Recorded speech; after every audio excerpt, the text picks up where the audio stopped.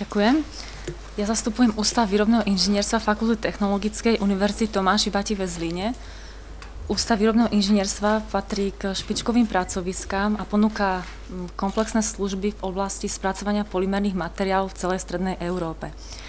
Ak by som zhrnula, v čom by sme radi spolupracovali jednak s podnikmi alebo výskumnými organizáciami, tak to je navrhovanie a dimenzovanie výrobku z polymérnych a kompozitných materiálov s polymérnymi matricami, modelovanie mechanického správania sa výrobkov z polymérov a kompozitných materiálov.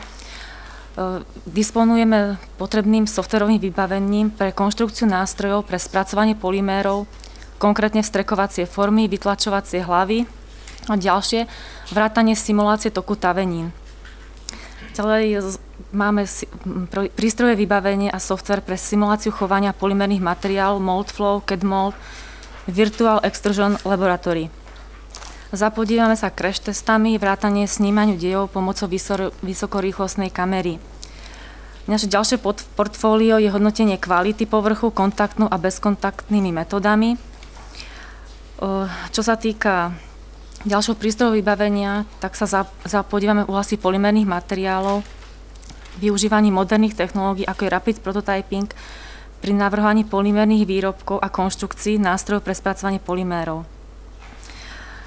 Takisto ponúkame služby a prístrojové vybavenie v oblasti moderných high-tech kompozitných materiálov s uhlíkovou výstužou, ktoré nachádzajú uplatnenie v leteckom alebo automobilovom priemysle.